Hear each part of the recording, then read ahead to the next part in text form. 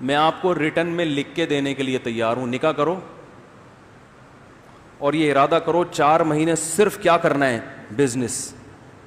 بے شک آپ کو کوئی بزنس نہیں آتا, 2-4 سال دھکے کھاؤ گے, نوٹ چھاپنے کی مشین بن جاؤ گے تھوڑے دنوں میں انشاءاللہ.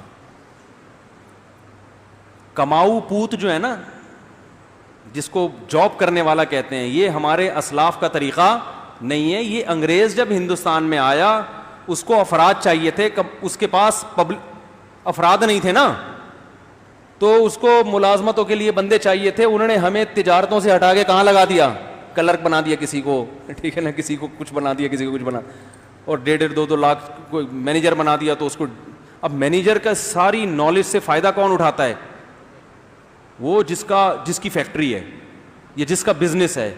ہو سکتا ہے وہ انگوٹھا چھاپ ہو, پیسہ آئے گا نا تو مینیجر MBA لڑکے ملازم ہوں گے آپ کے, پیسہ نہیں آئے تو خود MBA بن کے کسی جاہل کی ملازمت کرو گے.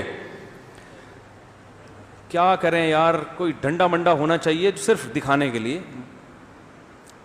اب یہ ٹاپک چینج ہوتے ہیں نا, تو جس ٹاپک میں گھستا ہوں اس کو اگر ادھورا چھوڑ دوں تو پھر مسئلہ خراب ہو جائے گا.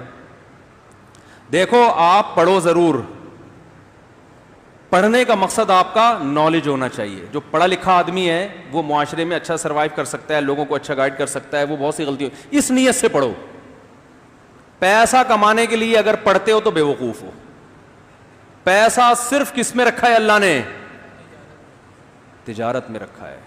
سمجھتے ہو کہ نہیں سمجھتے؟ اور اپنی اولاد کو بزنس دے کے جاؤ, فری پھوکڑ میں تمہاری جگہ آ کے تم سے 2 ہاتھ آگے نکل جائیں گے. آپ ڈاکٹر بنے, اپنے بچے کو ڈاکٹر بنا کے جاؤ گے نا, تو اس کو اتنی ہی محنت کرنی پڑے گی جتنی آپ نے کی ہے. وہ 0 سے شروع ہوگا. لیکن بزنس دے کے جاؤ گے تو جو آپ کا آخری سٹیپ ہوگا بچے کا, وہ پہلا ہوگا. اور 3-4 نسلوں کے بعد خود سوچ لو کیا ہوگا. وہ سارے تجربے کر کر کے مختلف لوگوں کو پہنانا سیکھ جائیں گے. مختلف چیزیں تجارت میں پہنائی جاتی ہیں نا, یہ گائے قربانی کی خریدی, اس کو پہنا دی, یہ پلاٹ خریدا, اس کو پہنا دیا. تو وہ پہنا کے ماسٹر ہو جائیں گے کہ کس کو کس وقت کیا چیز پہنانی. سمجھتے ہو کہ نہیں سمجھتے ہو؟ تو اس لیے تجارت کیا کرو. اور ایک دم سے نہیں ہو جاتا, شروع میں تو دھکے.